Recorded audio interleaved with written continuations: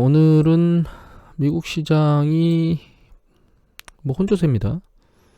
유럽도 혼조세였어요. 오른 뭐 영국도 있고 내린 다른 지역들도 있고 아시아 지역도 혼조세였습니다. 중국이 상대적으로 힘을 못 발휘하는 게 좀 그렇고 우리나라는 뭐 꾸역꾸역 조금씩 스텝을 밟으면서 올라가고 있어요. 원자재 시장도 보면 막 혼조세 오르락내락을 난리를 치고 있죠. 그래서 이제 원자재와 금값 얘기를 드렸는데 오늘은 다른 부분을 좀 얘기를 드릴까요? 채권 수익률 같은 경우는 이제 급등하다가 이제 안정권으로 다시 들어갔어요. 박스권으로 다시 이제 횡보를 할 건데 횡보를 하고 있는데 또 한 차례 들리는 액션이 보일 수밖에 없을 것 같아요. 느낌은. 오늘은 이제 원달러 환율 관련된 얘기를 먼저 드릴게요. 이 캔들 차트가 달러 인덱스입니다. 그 다음에 이 보라색 차트가 원달러 환율이에요. 그런데 보시면 달러 인덱스하고 원달러 환율하고 패턴이 비슷하게 움직이죠. 그냥 뭐 간단히 생각하면 그럴 수밖에 없겠다는 생각이 들어요. 왜냐하면 달러 인덱스가 올라간다는 얘기는 달러 가치가 올라간다는 뜻인데, 그러면 우리나라 원달러 환율 관점에서 놓고 보면 우리나라 원화 가치가 떨어져야 되겠죠? 원달러 환율이 올라가면 우리나라 원화 가치가 떨어지는 거거든요. 근데 이런 패턴들 중에서 약간 눈에 보이는 게 있는데 그게 뭐냐면 이렇게 이제 급등한 패턴이 있습니다. 여기도 한번 있었고 여기도 한번 있었죠. 짧은 시간에 급등하는 거죠. 여기도 있었습니다. 이렇게 오다가 굉장히 빠른 속도로 올라갔는데 사실 주식시장 예전에 한번 얘기를 드렸나요? 주식은 럭비공 하나를 떨어뜨리면 움직이는 튀는 방향을 맞추는 거라면 환율은 럭비공 3개를 동시에 떨어뜨렸을 때 3개 방향을 다 맞추는 거라고 말씀을 드렸는데 환율의 단기 변동성을 예측하는 것은 굉장히 어렵습니다. 사실 주식보다 더 어렵다고 보는데 장기적인 패턴은 일정 패턴을 가지고 있어요. 그래서 이때가 이제 IMF 때입니다. 국가가 부도났기 때문에 통화가치가 완전히 폭락하는 거죠. 이때가 IT 버블 때예요. 하나의 산업이 붕괴되면서 리세션이 발생했던 거고, 이때가 글로벌 금융위기입니다. 그 전 세계 금융 중심인 미국의 금융시장이 붕괴되면서 가장 일반적인 그 한 산업의 붕괴보다 훨씬 더 큰 폭으로 환율이 반등했죠. 우리나라 자체적으로 문제가 발생해서 리세션이 생기건 아니면 글로벌의 리세션이 생기건 같이 우리나라의 위기가 발생하면 혹은 경기 수축이 발생하면 우리나라 통화가치는 폭락합니다. 이게 단기적으로 급등하는 이유는 국내에 투자됐던 투자 자금들이 일시에 빠져나가면서 그 단기간에 빠져나가는 수급 문제 때문에 급등했다가 다시 이제 빠른 속도로 급락하고 추세적으로 내려오는 이런 패턴을 반복하는 거예요. 그래서 환율은 그 관점에서 보시면 돼요. 위기 시점에 급등했다가 이후에는 이제 경제 상황에 맞춰서 추세적으로 이제 내려오는 방향을 가지게 된다. 다만 박근혜 정부 중후반부에 이렇게 보면 환율이 내려오다가 멈추고 위로 올라갔거든요. 이거는 그만큼 국가가 그렇게 좋지 않았다는 뜻입니다. 물론 뭐 주가 차트를 봐도 이렇게 옆으로 개걸음을 쳤었기 때문에 그걸 이제 주식시장이 그대로 반영하고 있지만 여하튼 그래서 지금 이제 환율 자체는 여기 보시면 이제 박스권이 이 밑에 있는 이 하단부 이 정도 움직임에서 그 다음에 상단부 이 정도 움직임 정도에서 왔다 갔다 움직일 가능성을 내포하고 있어요. 지금 환율은. 그게 이제 달러 인덱스 역시 바닥이 여기고 상단이 여기 정도에서 움직일 거기 때문에 패턴을 놓고 보면 이 패턴대로 움직일 거라고 볼 수 있는데 개인적으로는 이 환율의 움직임이 이렇게 상단까지 이렇게 움직이기보다는 이 상단은 낮아지고 하단도 낮아지는, 그래서 약간 아랫방향으로 추세적으로 내려오는 움직임을 보일 거라고 현재는 생각하고 있습니다. 근데 가장 주된 이유는 글로벌 금융위기 이후에 새롭게 태동한 산업이 3개가 있었는데요. 하나가 스마트폰, 뭐 크게 보면 4개라고 볼 수 있습니다. 이게 하나는 스마트폰, 그 다음에 또 하나가 SNS, 스마트폰 보급으로 인해서 발생한 이제 SNS, 그 다음에 쉐일 산업 3가지였어요. 거기다 플러스 알파를 하나 더 얻는다면 유통업 중에 온라인 유통이 강력해졌죠. 이렇게 이제 4가지가 있는데 지금 시스템에서 보면은 코로나 팬데믹 이후에 새로 발생한 게 이제 기존에 있었던 온라인 유통이 좀 더 강력해졌다는 점, 이건 새로 생긴 게 아니죠. 두 번째는 그린 에너지가 이것도 역시 과거에 있었는데 새로 강력하게 얹혀져 있는 상황이고 그것 중에 특히 전기차가 굉장히 빠른 속도로 움직였습니다. 그래서 그 전기차 부분이나 이런 것들을 잘 보면 예전에 LG화학이나 이런 게 전기차 배터리를 만들어도 실제로 뭐 기업의 이익이라든가 매출에 크게 영향을 못 미치고 있었는데 폭발적으로 뭔가 상황이 바뀌어서 이제 전기차 배터리 관련된 산업이 우리나라한테 좀 괜찮은 효과를 지금 주고 있죠. 물론 이게 언제까지 갈지는 모르겠지만 단기적으로 놓고 보면 전고체가 나오기 전까지는 전고체가 이제 활성화되기 전까지는 긍정적인 거죠. 두 번째는 IMF 이명박 박근혜 정부 때 속만석이고 실제로는 구조조정이 안 됐던 산업이 두 가지였는데 그게 이제 해운 쪽하고 조선이었습니다. 그 두 가지를 이제 문재인 정부 때 구조조정을 했죠. 그러니까 자본이 좀 더 효율적으로 움직일 수 있는 형태로 구조조정이 된 부분이 좀 있고요. 비대면 산업 쪽의 부분인데 비대면 관련된 게 국내 시장에 긍정적이겠느냐?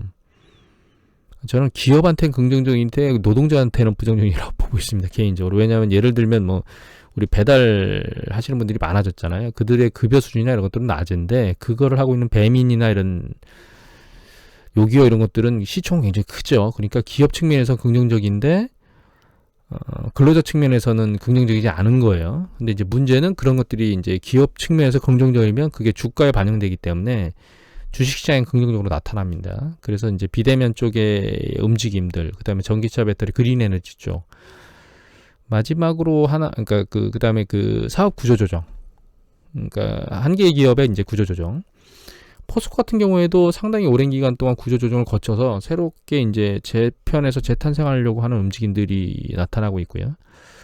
또 한 가지 우리가 약간 간과할 수 있긴 한데 기생충이라든가 혹은 요번에 미나리라든가 혹은 BTS의 폭발적인 움직임이라든가 이런 것들이 K컬처가 약간씩 변화하고 있다. 좀 강력한 어떤 문화 산업 쪽으로 흘러가고 있다라고 저는 개인적으로 느끼고 있거든요. 근데 이제 그런 부분들이 우리나라 주식시장 기업들한테 긍정적인 영향을 미칠 거라고 보고 있습니다. 그래서 이제 그런 것들이 이제 이명박 그러니까 박근혜 정부 들어서서 이제 힘을 잃었던 그런 패턴의 움직임보다는 약간 우리나라 경제에 좀 더 활력을 더 줘서 아랫방향으로 좀 내려가는, 그래서 상단보다는 이제 상단이든 하단이든 환율이 더 낮아지는 이런 방향으로 움직일 것이다 라고 개인적으로 판단하고 있습니다. 환율은. 그리고 한 가지 더 봐야 될 게 이제 통화인데요. 한국은행은 우리가 이제 물가 안정 목표제를 가지고 있고 연준은 여기에다가 고용까지 플러스 알파로 가지고 있어요. 그러니까 근로자들 고용 정책까지 완전 고용을 하겠다고 이제 얘기를 하는 게 연준의 목표인데 우리나라는 그건 없습니다. 중앙은행에서. 근데 현재 타겟이 2%입니다. 2% 수준을 유지하는 게 중장기적으로 2%를 유지하는 게 타겟이고요.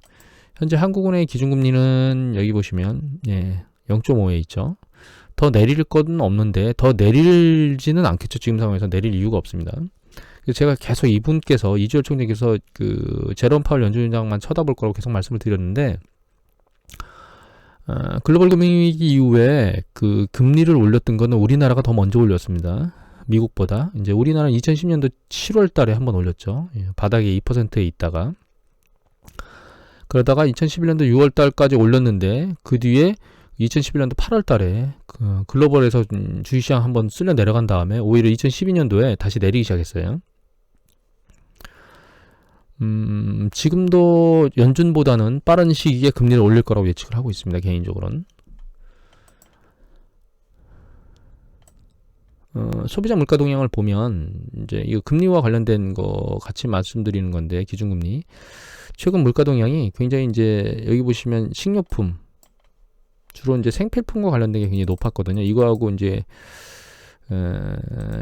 신선식품, 농축산물이나 이런 쪽이 많이 올랐는데 좀 유심히 봐야 될 건 여기 보시면 공업 제품이 밑단에 있다가 플러스로 튀었죠. 전년 동기 대비해서. 무슨 얘기냐면 우리가 이제 백화점이나 그러니까 마트나 이런 쪽에서 물건을 사는데 그 물건이 이제 코로나 팬데믹 때문에 안 나가거나 이런 부분이 있어서 밀어내는 그런 패턴이 있었다라면 최근엔 그게 아닌 물가 상승률이 약간 머리를 들면서 올라갈 조짐들이 보인다는 거예요. 서비스 업종도 마찬가지고. 예를 들면 뭐 서비스업은 식당에서 음식 사 먹거나 뭐 머리를 깎거나 뭐 이런 것들 이런 쪽이라고 생각하시면 되는데 일반 뭐 교육 관련된 서비스도 있을 거고 여러 가지들인데 이제 최근에 올라가는 물가 상승이 농축수산물이거나 혹은 식료품 같은 것들에 의한 영향일 수도 있는데 음료나 숙박, 그다음에 교통 부분이라든가 우리가 일상적으로 이제 생활하는 거죠. 공업 제품이라든가 서비스 업종들이 살살살 머리를 들고 올라오는 패턴을 보이고 있는 걸로 보면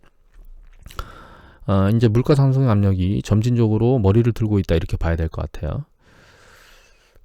개인적으로 생각하는 이주열 한은 총재께서 시장에다가 금리를 올릴 수도 있다라고 시그널을 던질 수 있는 시점은 빠르면 올 4, 4분기의 초입인 10월달 정도라고 현재 보고 있습니다. 이제 그렇게 보는 가장 큰 이유는 일단 상황 추세가 물가 상승 압력 때문에 점진적으로 올라가는 것들이 눈에 보여야 될 거고, 지금 1.5%로 나왔거든요. 전년동기 대비 이제 상승률이 소비자 물가상승 3월달에 1.5예요. 이게 타겟이 2%인데 아까 농축산물이거나 혹은 뭐 생필품 이런 거 관련돼서 이제 올라가는 속도가 굉장히 빨랐었기 때문에 그런 것들이 좀 잠잠해지고 하면 이제 시간은 좀 걸릴 겁니다. 이게 타겟까지 올라가는데. 그리고 코로나 팬데믹이나 이런 것들이 우리나라뿐만 아니라 전 세계적으로 좀 더 잠잠해지는 시기까지 따져보면, 그리고 올라가는 물가 상승률을 예측하는 것, 그러니까 향후에 어떻게 움직일 것이다 라고 하는 부분을 다 감안해서 놓고 보면 개인적으로는 한 빠르면 10월 달쯤에 올린다는 얘기가 아니고요, 올릴 수도 있다라고 하는 언지를 던지는 시기가 아마 그 시기가 아닐까. 그리고 실제로 올리는 거는 이제 내년 상반기 1분기보다는 2분기가 더 확실하지 않을까. 왜냐하면은 내년쯤 되면 사실 코로나 팬데믹이나 이런 것들이 다 그러니까 잠재적으로 다 웬만한 국가들, 그러니까 주요 선진국들은 다 안정화되는 과정에 가 있을 것 같거든요. 그리고 이제 일어난다 하더라도 이제 무시할 수준에 가 있는, 경제가 이미 돌아가고 있는 그렇게 아마 진행되지 않을까. 그래서 올 하반기쯤에 이주열 총재께서 한마디씩 할 수 있다 이렇게 생각을 하고 있습니다. 추가적으로 이거 어드바이저 퍼스펙티브 사이트에 나와 있는 건데요. 여기 큐레이쇼라고 나와 있는 이거는 이제 쉽게 말씀드리면 현재 주식시장의 총가치를, 한 기업의 총가치를 그 기업을 새롭게 만들 때 이렇게 지금 현재 시점에 이제 시장에서 있는 것들을 이렇게 사서 붙인다, 새로 만든다라고 했을 때 어느 정도 들어가느냐라고 하는 가격을 가지고 그에 해당 기업의 시가총액을 나눠주는 거거든요. 이게 이제 높다는 얘기는 그만큼 가격이 높다는 뜻입니다, 사실. 근데 보시면 이제 굉장히 높죠. IT 버블 이후보다 훨씬 더 높아요, 큐레이쇼가. 그 다음에 이건 퍼텐, 그러니까 그 퍼배수 를 가지고 이제 역대 어느 정도 수준에 있느냐라고 했는데, 아직까지 이제 IT 버블 때보다는 낮아요. IT 버블 꼭대기는 여기였었거든요. 좀 낮은 수준이고, 이 밑에 있는 스탠다드 디비에이션은 뭐냐면, 이걸 S&P 500 지수를 인플레이션율을 적용해서 차트를 그려보면, 이건 들어가 볼까요? 인플레이션을 이용해서 차트를 그려보면 이렇게 올라갑니다. 이 차트가 이렇게 올라가요. S&P 500 지수에 인플레이션을 적용한 차트입니다, 이게. 근데 이렇게 중앙 라인을 그리고 얘를 이렇게 옆으로 숙이면 이 모양이 나오는 거죠. 그래서 중앙점으로부터 이 리그레션, 그러니까 이제 회귀하는 관점으로 놓고 보면 어느 정도 많이 벌어졌다, 위로. 이런 관점을 놓고 보는 건데, 이거 이외에도 뭐 버핏 인디케이터라고 하는 이제 GDP하고 시가총액 에 대한 부분, 이런 것들이 나타낸 평가 방법도 있거든요. 근데 모든 것들이 전부 다 높다는 게 공통점이에요, 지금은.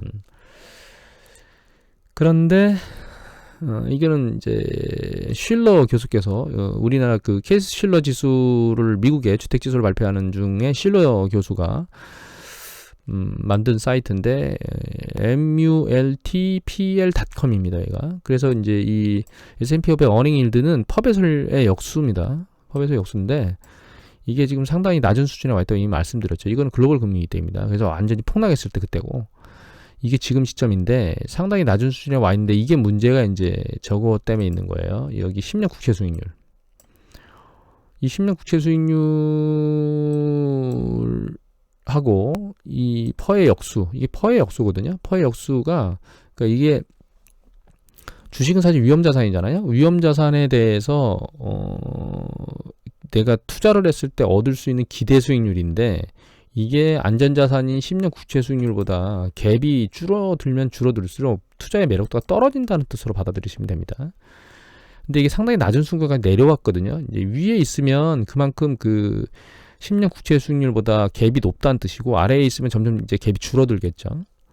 이 갭이 줄어들면 그만큼 투자 매력도가 떨어진다는 얘기인데, 이걸 떠받치려면 EPS가 빠른 속도로 올라가면 이게 내려오는 게 덜 내려오거나, 물론 이게 이제 퍼의 역수니까 가격, 주가의 움직임하고 EPS의 움직임하고 맞물려 있기 때문에 결과적으로 주식시장이 계속 위로 잘 빨리 탄력을 받고 올라가려면 EPS가 빠른 속도로 올라가는 그런 수준이 돼야 되거든요.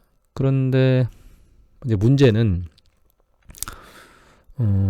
언택주라고 해가지고 그 대규모로 그 퍼배수를 높게 받았던 고레이팅 됐던 기업들이 EPS를 끌어올린다 하더라도 이미 배수 레이팅이 높기 때문에, 죄송합니다, 목소리가 갈라졌는데, 그 배수 레이팅이 높기 때문에 그렇게 효과가 있겠느냐라고 하는 부분이에요. 그래서 이미 이제 말씀을 드렸었는데 그런 부분이 좀 걱정이 됩니다. 상승 탄력이 생각보다 세지 않지 않겠는가, 지금까지 올라온 거하고는 전혀 다르게 그런 생각을 하고 있고, 이거는 NAAM, 그 미국의 액티브 펀드 매니저들 포지션 움직임인데, 여기 보시면 올해 한 2월 이후에 포지션의 움직임이 그렇게 세질 않아요, 상단 방향으로. 그런데 주가는 밀고 올라오고 있죠. 이건 긍정적일 수도 있고 부정적일 수도 있습니다. 두 가지를 보면, 긍정적이라면 그만큼 포지션을 늘릴 수 있는 여력을 가지고 있기 때문에 밀어올릴 수 있는 탄력을 보유하고 있다, 내재하고 있다, 이렇게 생각할 수 있고, 두 번째는